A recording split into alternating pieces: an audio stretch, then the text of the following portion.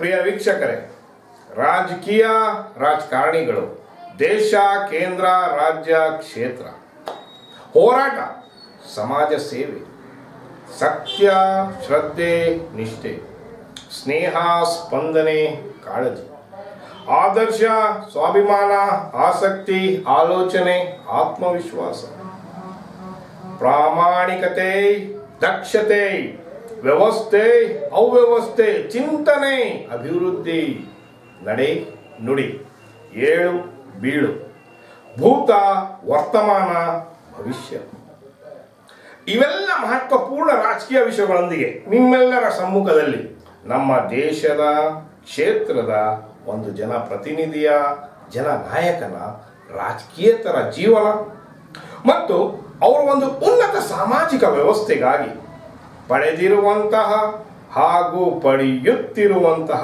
ಶ್ರಮ ಮತ್ತು ಅವರ ಕೆಲಸ ಕಾರ್ಯಗಳನ್ನು ಪರಿಗಣಿಸಿ ಅವೆಲ್ಲವನ್ನು ನಿಮ್ಮ ಮುಂದೆ ತರುವುದೇ ನಮ್ಮ national politicians in India dot com at social ಮೀಡಿಯಾದ ಮೂಲ ಉದ್ದೇಶ.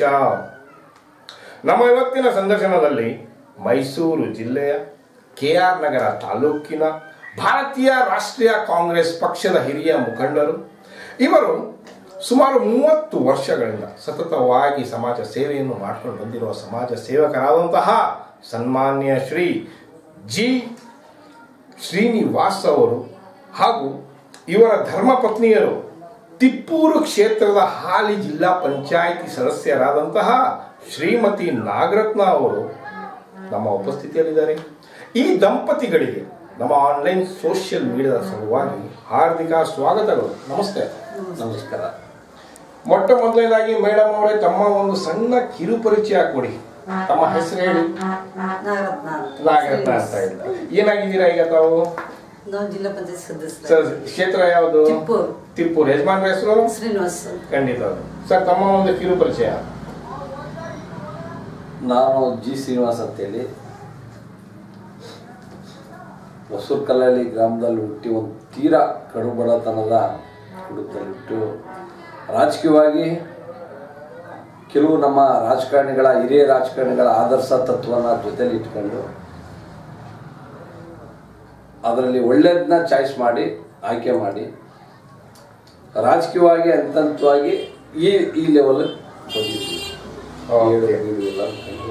ಎಲ್ಲ ಕಂಡಿದ್ದೀರಾ ತಾವು? ಖಂಡಿತವಾಗ್ಲು. ಮೇಡಮ್ ಅವರೇ, ತಮ್ಮ ಒಂದು ರಾಜಕೀಯದಲ್ಲಿ ಆದರ್ಶ ಗುರುಗಳು ಯಾರಂತ ಹೇಳಕ್ ಇಷ್ಟಪಡ್ತೀರಾ ತಾವು? ಅದನ್ನು ಇದು ಸಹಜವಾಗಿ ಯಜಮಾನರಿಗೆ ಹೇಳ್ತೀರಾ ಅಲ್ವಾ? ಯಜಮಾನ್ರೆ ಆದರ್ಶ ಗುರುಗಳು. ಖಂಡಿತ. ತಮಗೆ ಆದರ್ಶ ಗುರುಗಳು? ನನಗೆ ನನ್ನ ಜೀವನದಲ್ಲಿ ನನ್ನ ರಾಜಕೀಯವಾಗಿ ನಾನು ಅಂಬೆಗಾಲ ಇಡಬೇಕಾದ್ರೆ ಸನ್ಮಾನ್ಯ ಇವತ್ತಿನ JDS ರಾಜ್ಯಾಧ್ಯಕ್ಷರಾಗಿರ್ತಕ್ಕಂಥ H. ವಿಶ್ವನಾಥ್ ಸಾಹೇಬರು ಹಾಗೂ ಈಗ ನಮ್ಮನ್ನು ಬಿಟ್ಟು ಹೊರಟೋಗ್ಬಿಟ್ಟಿದ್ದಾರೆ ನಮ್ಮ ಸೋದರ ಸಂಬಂಧಿ ಅಂದರೆ ನಮ್ಮ ಮಾವ, ಸೋದರ ಮಾವ ಚಿಕ್ಕಮಾದವರು.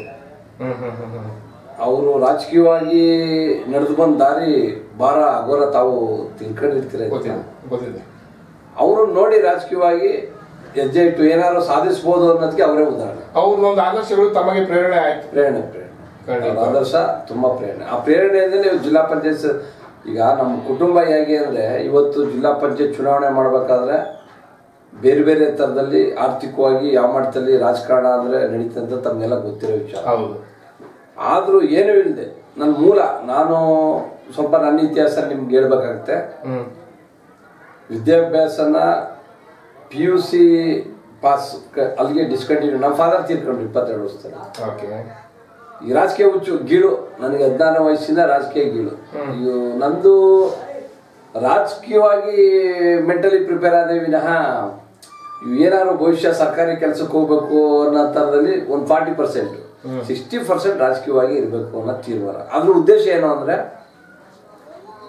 ನಮ್ಮ ಸಾಮಾಜಿಕ ಜೀವನ ನಮ್ಮೂರ್ದು ಉದಾಹರಣೆ, ನಮ್ಮ ಗ್ರಾಮದ್ದು ಸ್ವಂತ ಮಾಹಿತಿ ಇಲ್ಲದೇನೆ, ರಾಜಕೀಯವಾಗಿ ಮಾಹಿತಿ ಇಲ್ಲದೆ ಜನರಿಗೆ, ಬಡ ಜನರಿಗೆ ಸರ್ಕಾರದಿಂದ ಬರ್ತಕ್ಕಂಥ ಸವಲತ್ತು ಗೊತ್ತಿಲ್ಲದೆ ಅದರಿಂದ ವಂಚಿತರಾಗಿ ಅಟ್ಲೀಸ್ಟು ಸರ್ಕಾರ ಬಡವರಿಗೋಸ್ಕರ ಕಾರ್ಯಕ್ರಮ ಹಾಕಿದಾಗ ಆ ಕಾರ್ಯಕ್ರಮನ ನಮ್ಮ ತನಕ ತಲುಪ್ತಲ್ವಲ್ಲ ಅನ್ನೋ ಇದನ್ನೇ ನಾನು ಮನ್ಸಿಗೆ ಹಾಕೊಂಡಿದ್ದು. ಏನಾದ್ರು ಮಾಡಿ ರಾಜಕೀಯವಾಗಿ ಮೇಲೆ ಬಂದು ಒಂದಷ್ಟು ಕಾರ್ಯಕ್ರಮನ 100ಕ್ಕೆ 100 ನಾವು ಮಾಡೋಕ್ಕಾಗಲ್ಲ, ಅಟ್ಲೀಸ್ಟ್ ಒಂದು 70-80% ನಮ್ಮ ಬಡವರ ಜೊತೆ ಸೇರಿ ಸರ್ಕಾರಿ ಕಾರ್ಯಕ್ರಮನ ಅವ್ರಿಗೆ ತಲುಪೋ ವ್ಯವಸ್ಥೆ ಮಾಡಿದ್ರೆ ಏನೋ ನಮ್ಮ ಒಂಥರ ನಾನು ಒಬ್ಬ ಬಡವಾಗಿ ನಮ್ಮ ಮನಸ್ಸಿಗೇನೋ ನೆಮ್ಮದಿ ಸಿಗುತ್ತೆ ಖುಷಿ ಸಿಗುತ್ತೆ ಅಂತೇಳಿ ರಾಜಕಾರಣ ಪದಾರ್ಪಣೆ ಮಾಡಿದಾಗ ಸನ್ಮಾನ್ಯ ವಿಶ್ವನಾಥ್ ನಾನು ಭಾರಿ ಚಿಕ್ಕ ವಯಸ್ಸಲ್ಲೇ ಗುರ್ತಿಸಿ ಆಕ್ಟಿವ್ ಇದ್ದಾನೆ ಹುಡುಗ ಬಾಪ ನಮ್ಮ ಜೊತೆ ಕೆಲಸ ಮಾಡಂತೇಳಿ ಈ ಬೆಂಗಳೂರಿನ ದೇವಸ್ಥಾನದ ಹತ್ರ ಅದು ಏನಕ್ಕೆ ಕರ್ಕೊಂಡು ಹೋದ್ರು ಅಂದ್ರೆ ಅವ್ರು ಬಂದಿದ್ರು ಚುನಾವಣಾ ಮೂಮೆಂಟ್ ನಮ್ಮ ಜನಾಂಗದ ಹಿರಿಯ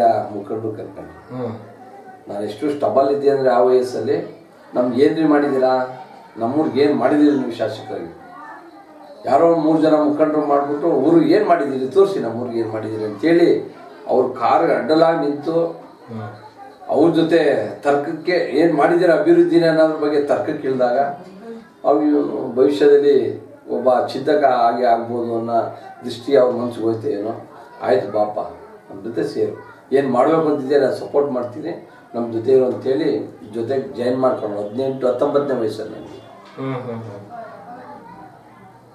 ಇಲ್ಲಿ ಗ್ರಾಮ ಪಂಚಾಯತಿ ಆಗ ಮಂಡಲ ಪಂಚಾಯತಿ ಅನ್ನೋ ವ್ಯವಸ್ಥೆ ಇತ್ತು ಆಗ ಗ್ರಾಮ ಪಂಚಾಯತಿ ಇರಲಿಲ್ಲ ನಮ್ಮೂರಿಂದ ಹಿರಿಯರೆಲ್ಲ ಕೆಲವರೆಲ್ಲ ಸದಸ್ಯರಾಗ್ತಿದ್ರು ಕೆಲವು ಏನೂ ಗೊತ್ತಿಲ್ಲದೆ ಇರೋರು ವಿದ್ಯಾಭ್ಯಾಸದೆಲ್ಲ ಸದಸ್ಯರಾಗ್ತಿದ್ರು ಯಾವುದೋ ಅವ್ರಿಗೇನೋ ಆ ಚಿಂತೆ ಇಲ್ಲ ಅದೇನಾದ್ರು ಮಾಡೋ ಆ ಕಾರ್ಯಕ್ರಮ ಆವತ್ತಿನ 5 ವರ್ಷ ಕಂಪ್ಲೀಟ್ ಮಾಡಬೇಕು ಇನ್ನು ಬೇರೆ ಥರ ಚಿಂತೆ ಕೆಲವ್ರಿಗೆ ಇರಲಿಲ್ಲ ಅಂಥ ಸಂದರ್ಭದಲ್ಲಿ 19-20 ವರ್ಷ ಆದಮೇಲೆ ನಾವು ಏನು 21ನೇ ವಯಸ್ಸಿಗೆ ನಾವು ರಾಜಕೀಯವಾಗಿ ಕಾಲಿಡ್ಬೋದು ನಮ್ಮ ನಿಯಮದ ಪ್ರಕಾರ ಮೊದಲನೇ ಬಾರಿ ಗ್ರಾಮ ಪಂಚಾಯತಿ ನಿಂತೆ ದೊಡ್ಡ ವ್ಯಕ್ತಿಗಳ ಮಧ್ಯೆ ಸ್ಪರ್ಧಿಸ್ತೇನೆ ನಾನು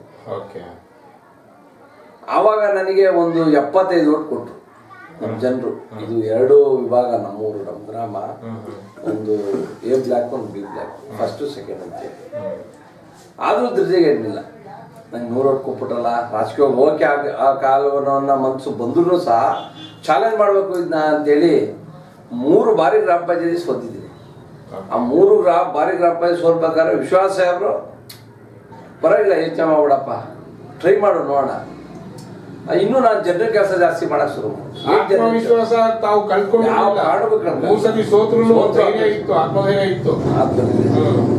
4ನೇ ಬಾರಿಗೆ ವಾಲಂಟಿಯರ್ ಜನರ ಇಲ್ಲಪ್ಪ ಗೆಲ್ಲಿಸ್ಲೇಬೇಕು ಗ್ರಾಮ ಪಂಚಾಯತಿಲಿ 5 ನಯಾ ಪೈಸೆ ಯಾರು ನಮ್ಮ ಹತ್ರ ಅಪೇಕ್ಷೆ ಪಡದೆ ನನಗೆ ಈಗ 650 ಓಟ್ ಇದೆ ಅಂದ್ರೆ ಒಂದು ಬ್ಲಾಕ್ ಅಲ್ಲಿ 550 ಓಟ್ ಕೊಟ್ಟು ನನ್ನ ವಿಜಯ ಮಾಡಿದ್ರು ಜೊತೆಗೆ ಅಂತ ಸಂದರ್ಭನ ನಮ್ಮ ನಾಯಕರಾದ ವಿಶ್ವನಾಥ ಸಾಹೇಬರು ಉಪಯೋಗಿಸಿ ಜನರಲ್ಲಿತ್ತು ನಮ್ಮ ಕಗ್ಗೆರೆ ಗ್ರಾಮ ಪಂಚಾಯತಿಯಾಗ ಆಯ್ತು ಪರಿವರ್ತನೆ ನಾನು ಎಲೆಕ್ಟ್ ಆಗಷ್ಟರಲ್ಲಿ ನಮ್ಮ ಸಾಹೇಬರು ಅಧ್ಯಕ್ಷರು ಮಾಡಿದ್ರು ಜನರಲ್ಲಿ ಬೆಜ್ಜಾನು ದೊಡ್ಡ ಶ್ರೀಮಂತರೆಲ್ಲ ಇದ್ರು ಗ್ರಾಮ ಪಂಚಾಯತ್ ಸದಸ್ಯರು ನನ್ನ ಅವಧಿನಲ್ಲಿ ಆದ್ರೂ ನನ್ನನ್ನೇ ಆಯ್ಕೆ ಮಾಡಿ ನಿನ್ನೆ ಮಾಡ್ತೀನಿ ಅಂತೇಳಿ ಬೆಂಗಳೂರು ಕರ್ಕೊಂಡೋಗಿ ಅವ್ರ ಮನೆ 20 ದಿನ ಇಟ್ಕೊಂಡು ಮೆಂಬರ್ಸ್ ರಾಜಕಾರಣ ನಿಮ್ಗೆ ಗೊತ್ತಲ್ಲ ಒಂದು ಅಧ್ಯಕ್ಷ ಆಗಬೇಕು ಅಂದ್ರೆ ಪೈಪೋಟಿ ಜಾಸ್ತಿ ರಾಜಕೀಯವಾಗಿ ಸ್ವಲ್ಪ ಆರ್ಥಿಕ ಪ್ರಬಲವಾಗಿರೋರು ಸ್ವಲ್ಪ ಆರ್ಥಿಕವಾಗಿ ಕಮ್ಮಿ ಇರೋರನ್ನ ಮುಂದಕ್ಕೆ ಬಿಡೋದಿಲ್ಲ ಅಂಥ ಸಂದರ್ಭನೂ ಸಹ ಅವರು ಜಾತಿ ಅನ್ನೋದನ್ನ ನೋಡಿದೆ ಅವ್ರ ಸಮಾಜದವರೇ 3 ಮೆಂಬರ್ ಇದ್ರು ಭಾರಿ ಗಟ್ಟಿ ಕುಳಗಳು ಅವ್ರನ್ನೆಲ್ಲ ಸೈಡಿಗೆ ಸರಿಸಿ ರಾಜಕೀಯವಾಗಿ ಇವ್ನಿಗೆ ಏನಾದ್ರು ಒಂದು ದಾರಿ ತೋರಿಸಿದ್ರೆ ಭವಿಷ್ಯದಲ್ಲಿ ಸ್ವಲ್ಪ ಬಡವರು ಜನ ಜೊತೆ ನಿಂತ್ಕೊತೇನೆ ಅನ್ನೋ ಚಿಂತನೆ ಮಾಡಿದ್ರು ಶಾಸಕ ಹಾಗಾಗಿ ಅಧ್ಯಕ್ಷಗಿರಿನ ನಾನು ಮಾಡಿಸಿದ್ರು ಜನರಲ್ಲಿ ಖಂಡಿತವಾಗ್ಲು ಶ್ರೀನಿವಾಸ್ ಅವರೇ ತಾವು ಈ ಹಿಂದೆ ಮೊದಲಿಂದ ಒಂದು ಗ್ರಾಮ ಪಂಚಾಯತಿ ಸದಸ್ಯರಾಗಿ ಗ್ರಾಮ ಪಂಚಾಯತಿ ಅಧ್ಯಕ್ಷರಾಗಿ ಈಗ ತಮ್ಮ ಮನೆಯವರು ಹಾಲಿ ಜಿಲ್ಲಾ ಪಂಚಾಯತಿ ಸದಸ್ಯರಾಗಿ ತಿಪ್ಪೂರು ಕ್ಷೇತ್ರದಿಂದ ಕಾರ್ಯನಿರ್ವಹಿಸ್ತಾ ಇದ್ದೀರಾ ಈ ತಮ್ಮ ಒಂದು ಇಲ್ಲಿವರೆಗೆ ಆಡಳಿತ ಕಾಲಾವಧಿಯಲ್ಲಿ ತಾವು ತಮ್ಮ ಕ್ಷೇತ್ರದ ಪ್ರತಿ ಮಾಡಿರುವಂತಹ ಕೆಲವೊಂದು ಮುಖ್ಯವಾದ ಅಭಿವೃದ್ಧಿಯ ಕಾರ್ಯಕ್ರಮಗಳ ಬಗ್ಗೆ ಒಂದು ವಿವರಣೆ ಕೊಡಿ ನಾನು ಪ್ರಥಮವಾಗಿ ಜಿಲ್ಲಾ ಪಂಚಾಯತ್ ಸದಸ್ಯರಾದ ಮೇಲೆ ಒಂದು ದಿಕ್ಕಲ್ಲಿ ಯೋಚನೆ ಮಾಡಿದೆ ಅದು ಪ್ರಥಮ ಆದ್ಯತೆ ಅನ್ನೋದು ಶಿಕ್ಷಣಕ್ಕೆ ಓಕೆ ಏನು ಮಾಡಿದ್ದೀರಾ ಶೈಕ್ಷಣಿಕವಾಗಿ ಈಗ ನಮ್ಮ ವ್ಯಾಪ್ತಿನಲ್ಲಿ 5 ಪ್ರೌಢಶಾಲೆ ಬರ್ತದೆ ಪ್ರೌಢಶಾಲೆ 5 ಪ್ರೌಢಶಾಲೆಗೆ ನಮ್ಮೂರು ಪ್ರೌಢಶಾಲೆನ ಭಾರಿ ಈ ತರ್ಕ ಅಂತೇಳಿ ಸರ್ಕಾರದಿಂದ ಸ್ಯಾಂಕ್ಷನ್ ಆಗಿ 10 ವರ್ಷ ಬಿಲ್ಡಿಂಗ್ ಆಗಿರಲಿಲ್ಲ ಅದನ್ನು ನಮ್ಮ ದಿವಂಗತ ಚಿಕ್ಕಮ್ಮನವ್ರು ಹಿಡಿದು ನಮ್ಮೂರು ಶಾಲೆ ಆಗಲೇಬೇಕು ಅಂತೇಳಿ ಜಾಗ ಕೊಡಿಸಿ ಹೊಸ ಶಾಲೆ ನಮ್ಮೂರಲ್ಲಿ ಮಾಡಿದಂಥದ್ದು ಅದಾದ್ಮೇಲೆ ನಾನು ಜಿಲ್ಲಾ ಪಂಚಾಯತ್ ಸದಸ್ಯರಾದ್ಮೇಲೆ ಕಗ್ಗೆರೆ ನಮ್ಮ ಗ್ರಾಮ ಪಂಚಾಯತಿ ಕಗ್ಗೆರೆ ಗ್ರಾಮ ಪಂಚಾಯತಿಯಲ್ಲಿ ಹೈಸ್ಕೂಲ್ ಇದೆ 2 ಹೊಸ ಬಿಲ್ಡಿಂಗ್ ಕೊಡಿಸಿದ್ದೀನಿ ಜಿಲ್ಲಾ ಪಂಚಾಯತ್ ವ್ಯವಸ್ಥೆನಲ್ಲಿ. ಎರಡು ಸೋರ್ತಿದ್ದ ರೂಮನ್ನ ರಿಪೇರಿ ಮಾಡಿಸ್ಕೊಟ್ಟಿದ್ವಿ ಜಿಲ್ಲಾ ಪಂಚಾಯತ್ ಅನ್ನೋದ್ರಲ್ಲಿ. ಮತ್ತೆ ಒಂದು ರಂಗಮಂದಿರ ಇರಲಿಲ್ಲ ಇದುವರೆಗೂ. ನಾನು ಓದಿದ ಶಾಲೆ ಅದು ಕಗ್ಗೆರೆ ಗ್ರಾಮ ಪಂಚಾಯತಿ. ನಾನು ಓದಿದ್ದೀನಿ ಅನ್ನೋದು ಮನಸ್ಸಿಗೆ ಇಟ್ಕೊಂಡು ಒಂದು ಭಾರಿ ಭವ್ಯವಾದ ಭಾರಿ ಚೆನ್ನಾಗಿರೋಂಥ ಒಂದು ರಂಗಮಂದಿರನ ಈ ಸಾಲಲ್ಲಿ ಈಗ ಕೆಲಸ ನಡೀತಾ ಇದೆ. ಮತ್ತು ತಿಪ್ಪೂರು ಗ್ರಾಮದಲ್ಲಿ ಪ್ರಾಥಮಿಕ ಆರೋಗ್ಯ ಕೇಂದ್ರ ಇದೆ, ಅದಕ್ಕೆ ಕಾಂಪೌಂಡ್ ಇರಲಿಲ್ಲ, ಕಾಂಪೌಂಡ್ ಮಾಡಿಸಿದ್ರಿ. ಮತ್ತೆ ಎಲ್ಲ ಸ್ಫೂರ್ತಿತ ಆಸ್ಪತ್ರೆ ಪ್ರಾಥಮಿಕ ಆರೋಗ್ಯ ಕೇಂದ್ರ ಹಿಂದಿನಿಂದ ಅದನ್ನೆಲ್ಲ ರೆಡಿ ಮಾಡಿಸ್ಕೊಟ್ಟಿದ್ವಿ ರಿಪೇರೀಸ್ ಕೆಲಸ ಜಿಲ್ಲಾ ಪಂಚಾಯತ್ ಅನುದಾನದಲ್ಲಿ, ಬೇರೆದಲ್ಲ ನಮ್ಮ ಜಿಲ್ಲಾ ಪಂಚಾಯತ್ ಅನುದಾನ. ಮತ್ತು ಶಾಲೆ ಎರಡು ಹೊಸ ಶಾಲೆ ಹೊಸ ರೂಮು ತಿಪ್ಪೂರು ಹೈಸ್ಕೂಲ್ಗೆ ಹೊಸ ರೂಮ್ ಮಾಡಿಸ್ಕೊಟ್ಟಿದ್ವಿ. ಶೈಕ್ಷಣಿಕವಾಗಿ ಹೇಳ್ತಾ ಇದ್ದೀನಿ ನಾನು. 2 ರೂಮ್ ರಿಪೇರಿ ಮಾಡಿಸ್ಕೊಟ್ಟಿದ್ದೀನಿ. ಮತ್ತು ಅಂಪಾಪುರದಲ್ಲಿ ಶೌಚಾಲಯ ಇರಲಿಲ್ಲ, ರೂಮ್ಸ್ ಎಲ್ಲ ಸೋರ್ತಾ ತೀರಾ ತೀರಾ ತೀರಾ ಬಿಲ್ಡಿಂಗ್ ಭಾರಿ ಹದಗೆಟ್ಟೋಗಿತ್ತು. ಶೈಕ್ಷಣಿಕ ಅಂಪಾಪುರ ಪ್ರೌಢಶಾಲೆಗೂ ಸುಸಜ್ಜಿತವಾದ ನೀವು ಹೋಗಿ ನೋಡ್ಬೋದು. ನಾನು ಏನ್ ಹೇಳಿದ್ದೀನಿ ಅದನ್ನ ತಾವು ಪರಿಶೀಲನೆ ಮಾಡ್ಬೋದು. ಅಲ್ಲೂ ಭಾರಿ ನೀಟಾಗಿ ಮಾಡಿಸ್ಕೊಟ್ಟಿದ್ದೀನಿ. ಇನ್ನು ಗಂಧನಹಳ್ಳಿ ಮೂಲ ದೊಡ್ಡ ಗ್ರಾಮ, ಅದು ನಮ್ಮ ವ್ಯಾಪ್ತಿನಲ್ಲಿ ಜಿಲ್ಲಾ ಪಂಚಾಯತ್ ವ್ಯಾಪ್ತಿನಲ್ಲಿ. ಗಂಧನಹಳ್ಳಿಯಲ್ಲೂ 2 ಹೊಸ ರೂಮು ಬಿಲ್ಡಿಂಗು ಆಲ್ರೆಡಿ ಕಟ್ಟಾಗಿದೆ, ಇನಾಗ್ರೇಷನ್ ಆಗಿಲ್ಲ. ಮತ್ತು ರಿಪೇರೀಸು, ಆಟದ ಮೈದಾನ ಗಂಧನಹಳ್ಳಿ ಶಾಲೆಗೆ, ಮತ್ತೆ ಮಾರ್ಗೋಡ್ನಹಳ್ಳಿ ಒಂದು ಶಾಲೆ ಇದೆ ಹೈಸ್ಕೂಲ್. ಆ ಶಾಲೆಗೂ ಬೇಕಾದಂಥ ನಮ್ಮ ಆ ಶಾಲೆಗೆ ಏನು ಅನುಕೂಲ ಬೇಕು, ಶಾಲೆಗೆ ಶೈಕ್ಷಣಿಕವಾಗಿ ಮಕ್ಕಳಿಗೆ ಏನು ಅನುಕೂಲ ಇರಬೇಕು, ಮೂಲಭೂತ ಸೌಕರ್ಯ ಏನು ಸ್ವಲ್ಪ ವ್ಯತ್ಯಾಸ ಇತ್ತು, ಮೂಲಭೂತ ಸೌಕರ್ಯಕ್ಕೆ ಅನುಕೂಲಗಳನ್ನ ಕಲ್ಪಿಸ್ಕೊಟ್ಟಿದ್ವಿ ಜಿಲ್ಲಾ ಪಂಚಾಯತ್. ಮತ್ತೆ ನನಗೆ ಸ್ಕೂಲ್ ಮಕ್ಕಳು ಅಂದ್ರೆ ತುಂಬಾ ಇಷ್ಟ. ನಾವು ಬಡತನದಲ್ಲಿ ಬೆಳೆದ ನಾನು, ಸರ್ಕಾರಿ ಶಾಲೆ ಓದೋ ನಾನು. ಅವ್ರಿಗೆ ಯಾವುದು ಕೊರತೆ ಆಗಬಾರ್ದು. ಈಗ ನಿಮ್ಗೆ ಹೇಳಿದ ಶೈಕ್ಷಣಿಕವಾಗಿ ಇಷ್ಟು ಮಾಡಿದ್ದೀನಿ ಅಂತೇಳಿ. ಮತ್ತೆ ಪ್ರತಿ ನಮ್ಮ ಇಂಡಿಪೆಂಡೆನ್ಸ್ ಡೇ ಇದೆಯಲ್ಲ, ನಾವು ಜಿಲ್ಲಾ ಪಂಚಾಯತ್ ಸದಸ್ಯರಾದ್ಮೇಲೆ ಪ್ರತಿಯೊಂದು ಶಾಲೆಗೂ ನಮ್ಮ ವ್ಯಾಪ್ತಿನಲ್ಲಿ 4200 ಮಕ್ಕಳು ಬರ್ತಾರೆ. ಪ್ರಾಥಮಿಕ ಶಾಲೆ ಪ್ರೌಢಶಾಲೆ ಟೋಟಲ್ ಆಗಿ. ಪ್ರತಿ ಮಗುಗೂ ಸಹ ಇಂಡಿಪೆಂಡೆನ್ಸ್ ಡೇ ನಾನು ಪ್ರೀತಿ ಹಂಚ್ಕೋಬೇಕು ಮಕ್ಕಳ ಜೊತೆ ಅಂತೇಳಿ ಪ್ರತಿ ಶಾಲೆಗೂ ಸ್ವೀಟ್ ಕೊಡ್ತಾ ಬರ್ತಾ ಇದ್ದೀನಿ. ಅದು ನನ್ನ ವೈಯಕ್ತಿಕ ಅಭಿಮಾನ, ಶಾಲಾ ಮಕ್ಕಳ ಮೇಲೆ ಅಭಿಮಾನ ಐತಿ. ಅವ್ರ ಜೊತೆ ಬೆರಿಬೇಕು ಒಂದಿನ. ಪ್ರತಿ ಸ್ಕೂಲ್ ಡೇ ಆಗ್ಲಿ, ಸ್ಕೂಲ್ ಕಾರ್ಯಕ್ರಮ, ನಾನು ಬೇರೆ ಕಾರ್ಯಕ್ರಮಕ್ಕೆ ಅಬ್ಜೆಕ್ಟ್ ಆದ್ರೂ ಸ್ಕೂಲ್ ಕಾರ್ಯಕ್ರಮ, ಶಾಲಾ ಕಾರ್ಯಕ್ರಮ ಅಂದ್ರೆ ಶಾಲಾ ಮಕ್ಕಳ ಜೊತೆ ಬೆರೆಯಕ್ಕೆ ನಂಗೆ ತುಂಬಾ ಇಷ್ಟ. ಅವ್ರಿಗೇನಾದ್ರು ಹೇಳ್ಬೇಕು, ಅವರಿಂದ ಏನಾದ್ರು ಕಲಿಯೋದಿದ್ರೆ ಕಲಿಬೇಕು. ಕೆಲವು ಮಕ್ಕಳು ನಮ್ಮ ಕ್ವಶನ್ ಮಾಡ್ತಾರೆ, ಸರ್ ನೀವು ಆ ತರ ಈ ತರ ಅಂತ ಹೇಳ್ತಾರೆ. ತಿಳ್ಕೊಳ್ಳೋದು ಬಾಳ ಇರ್ತದೆ, ನಾವು ತಿಳಿಸೋದು ಬಾಳ ಇರ್ತದೆ. ಅದು ಭಾರಿ ಗಂಭೀರವಾಗಿ ತಗೊಂತೀನಿ ನಾನು. ಅದಾದ್ಮೇಲೆ ಗ್ರಾಮಾಭಿವೃದ್ಧಿ ಅನ್ನೋ ವಿಚಾರದಲ್ಲಿ ಬಂದಾಗ ಜಿಲ್ಲಾ ಪಂಚಾಯತಿಗೆ ಫಂಡ್ಸ್ ಕಮ್ಮಿ ನಮಗೆ. ಈ ನಾವು ಎಲೆಕ್ಟ್ ಆದ್ಮೇಲೆ ಜಿಲ್ಲಾ ಪಂಚಾಯತಿಲಿ ಅನುದಾನ 7 ಲಕ್ಷ ಕೊಡ್ತಾರೆ, ಅಭಿವೃದ್ಧಿ ಅನುದಾನ. ನಮ್ಮ ವ್ಯಾಪ್ತಿನಲ್ಲಿ 28 ಹಳ್ಳಿ ಬರ್ತದೆ.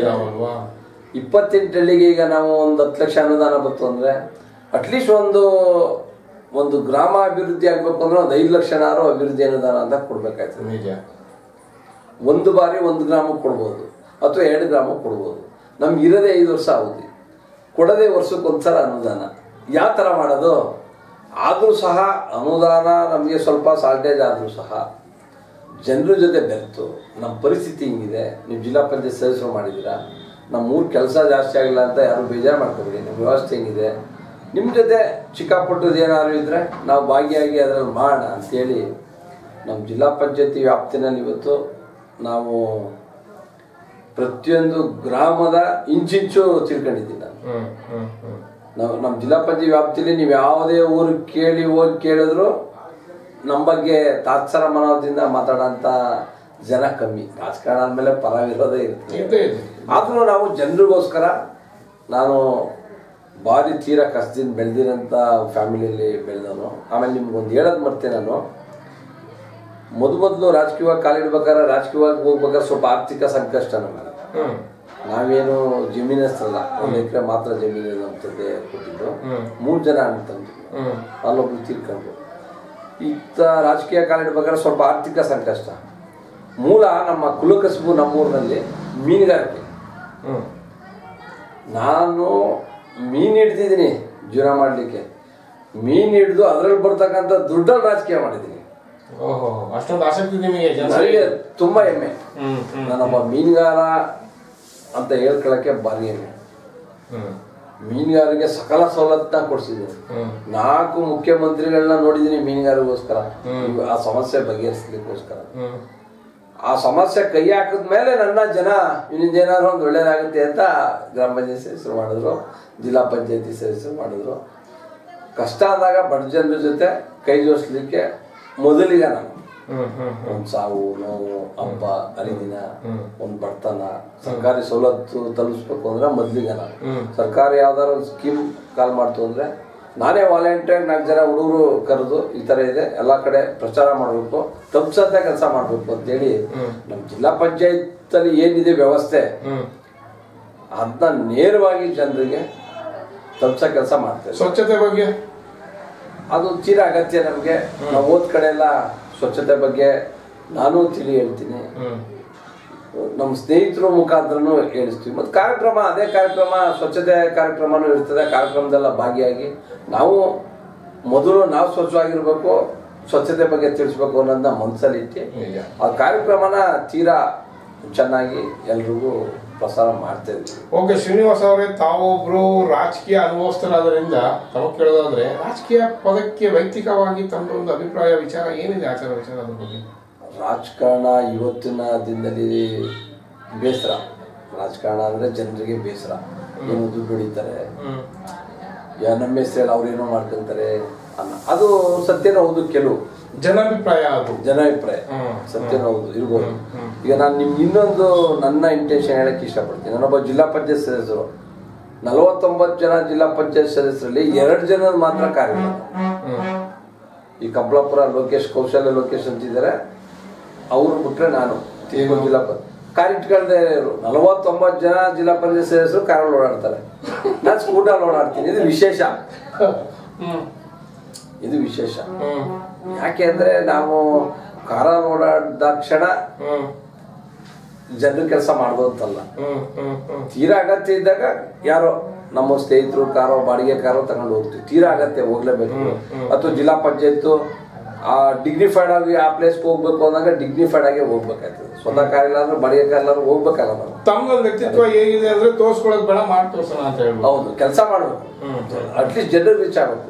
ನಮ್ಮ ಬಗ್ಗೆ ನಾವು ಕಾಲವಾದಂತ ನಂತರದಲ್ಲೂ ಸಹ ಜಿಲ್ಲಾ ಪಂಚಾಯತ್ ಸದಸ್ಯರು ಮಾಡಿದ್ದು ಇಂಥವ್ರನ್ನ ರಾಜಕೀಯವಾಗಿ ಜನರ ಬಗ್ಗೆ ತುಂಬಾ ಕಾಳಜಿ ಇಟ್ಕೊಂಡು ಇದೆಲ್ಲ ಪ್ರೇರಣೆ ವಿಶ್ವಾಸ. ಅವರು ಯಾರೋದ್ರು ಕರೆದಿ ಮಾತಾಡ್ಸೋ ರೀತಿ ನೀತಿ, ಅವರು ಈಚೆ ಕೈಗೆ ಸಹಾಯ ಮಾಡಿದ್ರೆ ಈಚೆ ಕೈಗೆ ಗೊತ್ತಾಗಲ್ಲ. ಆತ ರಾಜಕಾರಣಿ ವಿಷಯ ಆಯ್ತು, ಸ್ಪೆಷಲ್ ರಾಜಕಾರಣಿ ವಿಷಯ ಆಯ್ತು. ಅವ್ರ ಬಗ್ಗೆ ತುಂಬಾ ಅಭಿಮಾನ. ನಾನು ನಿಜಕ್ಕೂ ಈ ಸ್ಥಿತಿಯಲ್ಲಿ ಜನರ ಬಗ್ಗೆ ಅಭಿಮಾನ, ಆಸಕ್ತಿ, ಜನರ ಕೆಲಸ ಮಾಡಬೇಕು ಅನ್ನೋ ಒಂದು ಪ್ರೇರಣೆ ವಿಶ್ವಾಸ. ಓಕೆ ಶ್ರೀನಿವಾಸ್ ಅವರೇ, ಈಗ ಮುಂದೆ ಬರ್ತಕ್ಕಂತಹ ಲೋಕಸಭಾ ಚುನಾವಣೆ ವಿಚಾರವಾಗಿ ನಮ್ಮ ನಾಡಿನ ಸಮಸ್ತ ಜನರಿಗಾಗಿ, ತಮ್ಮ ಕ್ಷೇತ್ರದ ಮತದಾರ ಬಾಂಧವರಿಗಾಗಲಿ, ತಮ್ಮ ಪಕ್ಷ ಆದಂತಹ ಕಾಂಗ್ರೆಸ್ ಪಕ್ಷದ ಸಲುವಾಗಿ ನಮ್ಮ ಒಂದು ಮಾಧ್ಯಮದ ಮುಖಾಂತರ ತಮ್ಮ ಅವರನ್ನ ಏನು ಸಲಹೆ, ಏನು ಹೇಳಿಕ್ಕೆ ಇಷ್ಟಪಡ್ತೀವಿ? ನಾನೇನು ಹೇಳ್ತೀನಿ ಅಂದರೆ, ಸಾರ್ವಜನಿಕವಾಗಿ ನಾವು ಸಾರ್ವಜನಿಕರು ಕೊಟ್ಟಂತ ಅಧಿಕಾರನ ಸಾರ್ವಜನಿಕರಿಗೋಸ್ಕರನೇ ನಾನು 100% ನಾನು ಸರಿ ಇದ್ದೀನಿ ಅಂತ ಹೇಳ್ಕೊಳ್ಳೋದಿಲ್ಲ. ಚಿಕ್ಕ ಪುಟ್ಟ ಲೋಪ ಇರ್ಬೋದು, 10%. ಆದರೆ ಈ ಪಕ್ಷ ನಮ್ಮನ್ನು ಗುರುತಿಸಿ ಆ ಪಕ್ಷ ಡೆವಲಪ್ಮೆಂಟ್, ನಮ್ಮ ಪಕ್ಷಕ್ಕೆ ಅನುಕೂಲ ಆಗಂತ ಕಾರ್ಯಕ್ರಮನ ಕೊಡಬೇಕು, ಪಕ್ಷನು ಬೆಳೆಯೋ ಥರ ನಡ್ಕೋಬೇಕು ಅಂತ ಒಂದು ಡೈರೆಕ್ಷನ್ಸ್ ಇರ್ತದೆ. ಹಾಗಾಗಿ ಜನರ ಜೊತೆ ಒಡನಾಟ ಇಟ್ಟಿದ್ದೀವಿ, ಜನರಿಗೆ ಕೆಲಸ ಮಾಡಿದ್ದೀವಿ. ಸರ್ಕಾರ ಈಗ ಕಳೆದ ಬಾರಿ ಸಿದ್ದರಾಮಯ್ಯನವ್ರ ಸರ್ಕಾರ ಇತ್ತು, ಕಾಂಗ್ರೆಸ್ ಪಾರ್ಟಿ ಸರ್ಕಾರ ಇತ್ತು ನಮ್ಮ ರಾಜ್ಯದಲ್ಲಿ. ಸಿದ್ದರಾಮಯ್ಯನವರು 50ರಿಂದ 60 ಕಾರ್ಯಕ್ರಮನ ಬಡ ಜನರು ಕೊಟ್ಟರು. ಅದರಲ್ಲಿ ಸುಮಾರು ನಾವು ಆ ಕಾರ್ಯಕ್ರಮನ ಅನುಷ್ಠಾನ ಮಾಡೋದಕ್ಕೆ ತುಂಬಾ ಸಾಹಸ ಮಾಡಿದ್ವಿ. ಹಾಗಾಗಿ ಸರ್ಕಾರಿ ಕಾರ್ಯಕ್ರಮನ ಜಾಸ್ತಿ ರೀತಿಯಲ್ಲಿ ಜನರಿಗೆ ತಲುಪಿಸೋ ಕೆಲಸನೂ ನಾವು ಮಾಡಿದೀವಿ. ಹೆಮ್ಮೆ ಇದೆ ಜನರ ಹತ್ರ ಹೇಳ್ಕೊಳ್ಳೋದಕ್ಕೆ, ನಿಮ್ಗೆ ಇಂಥ ಸಹಾಯ ಮಾಡಿದೀವಿ ನಾವು. ನಮ್ಮ ಜಿಲ್ಲಾ ಪಂಚಾಯತ್ನಲ್ಲಿ ನಿಮ್ಗೆ ಟೈಲರಿಂಗ್ ಮಿಷಿನ್ ಇರ್ತದೆ ನಮ್ಗೆ, ಮತ್ತೆ ನಯನಕ್ಷತ್ರಗಳಿಗೆ ಕ್ಷೌರಿಕ ಸಾಮಾನು ಇರ್ತದೆ, ಗಾರೆ ಕೆಲಸದವ್ರಿಗೆ ಗಾರೆ ಕೆಲಸ ಸಾಮಾನು ಇರ್ತದೆ. ಈಗ ಎಲ್ಲಾ ಜಾತಿ ಜನಾಂಗಕ್ಕೂ ಅವ್ರು ಏನ್ ಕುಲಕಸು ಮಾಡ್ತಾರೆ ಎಲ್ಲ ಇರ್ತದೆ. ಈಗ ಮೀನುಗಾರರು ಬಲೆ ಕೊಡೋದು, ಸ್ಕೂಟರ್ ಸಬ್ಸಿಡಿ ಕೊಡೋದು ನಮ್ಮ ಜಿಲ್ಲಾ ಪಂಚಾಯತ್ ವ್ಯವಸ್ಥೆಯಲ್ಲೇ ಇದೆ. ಅದನ್ನೆಲ್ಲ ನಾವು ನೇರ ಎಷ್ಟು ಸಾಧ್ಯನೋ ಅಂತ ಪ್ರಾಮಾಣಿಕ. ಆಮೇಲೆ ನಿಮ್ಮ ಹತ್ರ ನಾನು ವೈಯಕ್ತಿಕವಾಗಿ ಒಂದು ಮಾತು ಹೇಳಕ್ಕೆ ಇಷ್ಟಪಡ್ತೀನಿ. ನಮ್ಮ ಜಿಲ್ಲಾ ಪಂಚಾಯತಿ ವ್ಯಾಪ್ತಿನಲ್ಲಿ ಪ್ರಾಮಾಣಿಕವಾಗಿ ಯಾವುದೇ ಒಬ್ಬ ಬಡವನ ಹತ್ರ ಅಥವಾ ಯಾವುದೇ ಒಬ್ಬ ಸಾರ್ವಜನಿಕರ ಹತ್ರ ನಿಮ್ಗೆ ಕೆಲಸ ಮಾಡ್ಕೊಡ್ತೀನಿ 10 ರೂಪಾಯಿ ದುಡ್ಡು ಕೊಡಿ ಅಂತ ಕೇಳಿ ಆ ವ್ಯವಸ್ಥೆ ಒಳಗೆ ನಾವಿಲ್ಲ. ಪ್ರಾಮಾಣಿಕತೆ ನಾವು ನಮಗೆ ನಮ್ಮ ಮೇಲೆ ನಂಬಿಕೆ ಇಟ್ಟು B.Pharm ಕೊಟ್ಟು ಜಿಲ್ಲಾ ಪಂಚಾಯತ್ ಸದಸ್ಯರು ಮಾಡಿದಂತ ನಾಯಕರಲ್ಲಿ ಯಾಕೆ ನಿಮಗೇನು ಹಣದ ಆಸೆ ಇಲ್ವಾ? ಅದೇನಿಲ್ಲ ನನಗೆ. ಆ ತರ ಆಸೆ ಆಕಾಂಕ್ಷೆ ಇದುವರೆಗೂ ಇಟ್ಕೊಂಡಿಲ್ಲ, ಅದು ಇಟ್ಕೊಳ್ಳೋದಿಲ್ಲ. ಶ್ರಮ ಹಾಕ್ತಿವಿ. ನಾನು ವ್ಯವಸಾಯ ಮಾಡಿಸ್ತೀನಿ, ಟೊಮೊಟೊ ಬೆಳಿತೀನಿ, ಇತರೆ ವ್ಯವಸಾಯ ಉತ್ಪನ್ನ ನಾವು ಹಣ್ಣು ಹಾಳು ಮೂಡಿ ಏನು ಬೇಗ ಅದೆಲ್ಲ ಮಾಡ್ತೀನಿ ನಾನು. ದೇವ್ರು ಕೊಡ್ತಾ ಇದಾರಲ್ವಾ, ಮುಡ್ಡೆ ಜೊತೆಗೆ ಇಲ್ಲ, ನಮ್ಗೆ ಅದ್ರ ಅಗತ್ಯ ಇಲ್ಲ. ಆ ತರ ಆಸೆನೂ ನಾನು ಇಟ್ಕೊಂಡಿಲ್ಲ. ನಮ್ದು ಮೂಲ ಉದ್ದೇಶ, ನಾನು ಒಂದು ಬಡ ಕುಟುಂಬದಿಂದ ಬೆಳೆದವನು, ಇನ್ನೊಬ್ಬ ಬಡವ ಮೇಲ್ ಬರ್ಬೇಕು. ಆ ಮೇಲ್ ಬರಕ್ಕೆ ಸರ್ಕಾರದಿಂದ ಏನ್ ಸವಲತ್ತು ಕೊಡ್ತಾ ಅದು ತಲುಪಿಸ್ಬೇಕು. ಮತ್ ಪ್ಲಸ್ ನಮ್ಗೆ ಪಾರ್ಟಿ ನನ್ ಗುರ್ತಿಸಿ ನೀನು ಯೋಗ್ಯ ಇದೆಯಾ ಅಂತ ಇಲ್ಲಿ ಕಳ್ಸಿದ್ದಾರೆ ನಮ್ಗೆ. ಆ ಪಾರ್ಟಿ ಇಂಪ್ಲಿಮೆಂಟ್ ಆಗಬೇಕು. ನಮ್ಗೆ ರಾಷ್ಟ್ರೀಯ ಕಾಂಗ್ರೆಸ್ ಪಕ್ಷ ಬೇಕಾದಷ್ಟು ಕೊಡುಗೆ ಕೊಡಿದೆ ದೇಶದಲ್ಲಿ. ಅದ್ರ ಜೊತೆ ನಮ್ದು ಸ್ವಲ್ಪ ನಾವು ಒಂದು ಕೊಡುಗೆ ಕೊಡಬೇಕು ಆ ಪಕ್ಷಕ್ಕೆ ಅನ್ನೋದಕ್ಕೆ ಕೆಲಸ ಮಾಡ್ತೀವಿ. ಈ ಮುಂದಿನ ಲೋಕಸಭಾ ಚುನಾವಣೆಗೆ ಕಾಂಗ್ರೆಸ್ ಪಾರ್ಟಿ ಲೀಡ್ ಮಾಡೋದೇ ನಮ್ಮ ಉದ್ದೇಶ. ನಮ್ಮ ನಾಯಕರಾದಂತ ರಾಹುಲ್ ಗಾಂಧಿ ಅವ್ರನ್ನ ಪ್ರಧಾನಮಂತ್ರಿಯಾಗಿ ನೋಡ್ಬೇಕು. ನಮ್ಮ ಈಗ ನನಗೆ 50 years, ರಾಹುಲ್ ಗಾಂಧಿ ನಮ್ಗೆ ಚಿಕ್ಕವರು, ಆದ್ರೆ ನಮ್ಮ ನಾಯಕರು. ನಮ್ಮ ಆಳ್ವಿಕೆ ಯಾವುದಿಲ್ಲ ಅಥವಾ ನಮ್ಮ ಈ ಏಜು 50 ಪಾಸ್ ಆಗೋದ್ರಲ್ಲಿ ಅವ್ರನ್ನೊಂದು ಹುದ್ದೆಯಲ್ಲಿ ನೋಡ್ಬೇಕು. ಅವ್ರು ಒಳ್ಳೆ ಕಾರ್ಯಕ್ರಮನ ಜನರಿಗೆ ಕೊಡ್ಬೇಕು, ಅದನ್ನ ನೋಡ್ಬೇಕು ಅನ್ನೋ ಆಸೆ ನಮ್ಗೆ ತುಂಬಾ. ಹಂಗಾಗಿ ನಾವು ಕಾಂಗ್ರೆಸ್ಸಿನ ಇಷ್ಟ. ನಾವ್ ಯಾವುದೇ ಒಂದು ಅಭ್ಯರ್ಥಿಗೆ ಹೈಕಮಾಂಡ್ ಸೂಚಿಸಿದ್ರೆ ಅವ್ರಿಗೆ ಬೆಂಬಲ ನೀಡ್ತೀವಿ. ಈಗ ಒಂದು ಚಿಕ್ಕ ಉದಾಹರಣೆ ನಿಮ್ಗೆ, ನಿನ್ನೆ ಜಿಲ್ಲಾ ಪಂಚಾಯತ್ ಚುನಾವಣೆ ನಡೀತು. ನಾವು ಜಿಲ್ಲಾ ಪಂಚಾಯತ್ ಸದಸ್ಯರೆಲ್ಲ ತೀರ್ಮಾನ ಬೇರೆ ತರ ತಗೊಂಡಿದ್ದು. ಆದ್ರೂ ಹೈಕಮಾಂಡ್ ರಾತ್ರಿ JDS ಜೊತೆ ಹೊಂದಾಣಿಕೆ ಮಾಡ್ಕೊಳ್ಳೇಬೇಕು ಅನ್ನೋ ತೀರ್ಮಾನ ಕೊಡ್ತು. ನಾವು ನಮ್ಮ ಮನಸ್ಸು ನೋವಾದ್ರೂ ಸಹ, ನಮ್ಗೆ ಎಷ್ಟೇ ಬೇಜಾರಾದ್ರೂ ಸಹ, ನಮ್ ಕಾಂಗ್ರೆಸ್ ಪಾರ್ಟಿನೇ ಮುಖ್ಯ, ನಮ್ಮ ಹೈಕಮಾಂಡ್ ಮುಖ್ಯ. ಅವ್ರು ಪಾಲನೆ ಮಾಡಿದ್ರು. ತಮ್ಗೆಲ್ಲ ಗೊತ್ತು, ನೆನ್ನೆ JDS ಕಾಂಗ್ರೆಸ್ ಹೊಂದಾಣಿಕೆಯಾಗಿ ಅಧ್ಯಕ್ಷ ಉಪಾಧ್ಯಕ್ಷ ಆಯಿತು. ಹಂಗಾಗಿ ನಾವು ನಿಷ್ಠಾವಂತರು, ಪಾರ್ಟಿ ನಿಷ್ಠಾವಂತರು. ನಮ್ಮ ಆಸೆ, ಮುಂದಿನ ಅಭಿಲಾಷೆ, ಈ ಬಾರಿ ಈ ತಾಲೂಕಿನಲ್ಲಿ MLA ಮಾಡ್ಲೇಬೇಕು ಅನ್ನೋ ಪಣ ತೊಟ್ಟಿ ಬಾರಿ ಕೆಲಸ ಮಾಡಿದೆ. ಜಸ್ಟ್ ಮಿಸ್ ಆದ ಒಂದು 1700 ನಾವು ಮಿಸ್ ಆದ್ವು. ಅದೊಂದು ಬೇಸರ.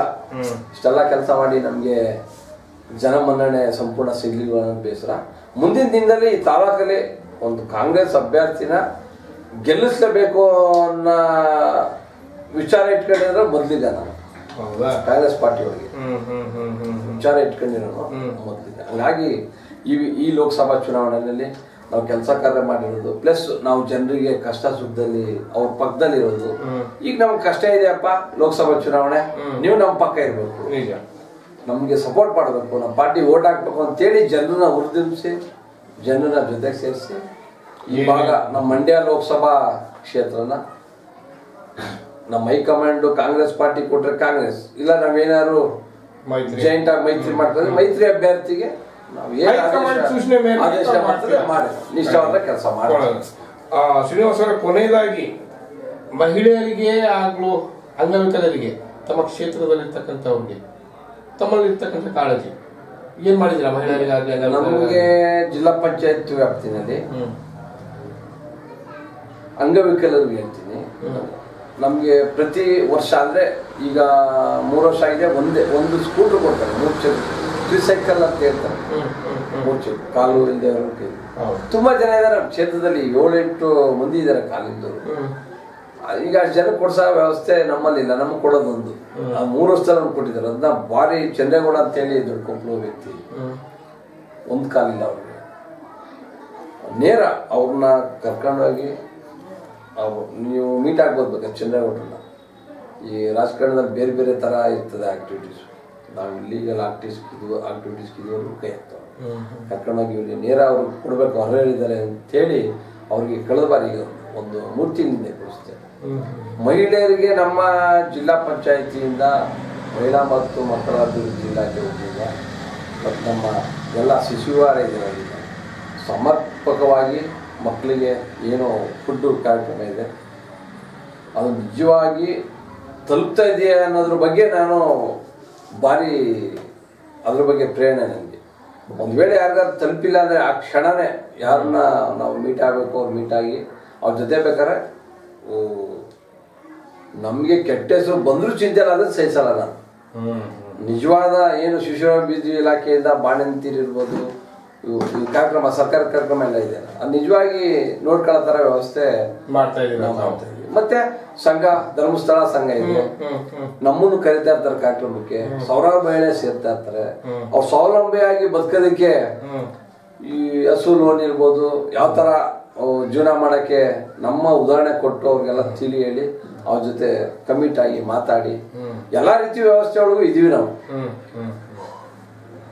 ಸಾಮಾಜಿಕವಾಗಿ ಜನರನ್ನ ಮುಖ್ಯವಾಹಿನಿಗೆ ತರಕ್ಕೆ ಏನ್ ಕೆಲಸ ಮಾಡ್ಬೇಕು, ನಮ್ಗೆ ಸಾಧ್ಯನೋ ನಮ್ಮ ವ್ಯಾಪ್ತಿನಲ್ಲಿ ಅದನ್ನ ನೇರವಾಗಿ ಜನರಿಗೆ ತಲುಪಿಸೋ ಕೆಲಸ ಅಂತೂ ಮಾಡ್ತಾನೆ ಇದ್ದೀರಾ.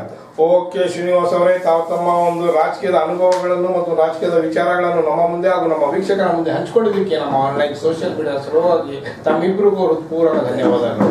ನಮಸ್ತೆ. ತಾವು ಕೇಳಿದ್ರಲ್ಲ ವೀಕ್ಷಕರೇ, ನಮ್ಮ ಇವತ್ತಿನ ಸಂದರ್ಶನದಲ್ಲಿದ್ರು ಮೈಸೂರು ಜಿಲ್ಲೆಯ KR ನಗರ ತಾಲೂಕಿನ ಭಾರತೀಯ ರಾಷ್ಟ್ರೀಯ ಕಾಂಗ್ರೆಸ್ ಪಕ್ಷದ ಹಿರಿಯ ಮುಖಂಡರು, ಸಮಾಜ ಸೇವಕರು, ಇವರು ಜಿ ಶ್ರೀನಿವಾಸ್ ಮತ್ತು ಇವರ ಧರ್ಮಪತ್ನಿ ಹಾಲಿ ತಿಪ್ಪೂರು ಕ್ಷೇತ್ರದ ಜಿಲ್ಲಾ ಪಂಚಾಯಿತಿ ಸದಸ್ಯರಾದಂತಹ ಶ್ರೀಮತಿ ನಾಗರತ್ನ ರವರ ಮಾತುಗಳನ್ನು, ಇವರ ಬಗ್ಗೆ ಇನ್ನಷ್ಟು ಮಾಹಿತಿಯನ್ನು ಪಡೆದುಕೊಳ್ಳಲು, ಇವರ ಬಗ್ಗೆ ಇನ್ನಷ್ಟು ತಿಳಿದುಕೊಳ್ಳಲು ಹಿಂದೆ ಲಾಗಿನ್ ಮಾಡಿ www.politiciansinindia.com ಗೆ. ಜೈ ಹಿಂದ್, ಜೈ ಕರ್ನಾಟಕ.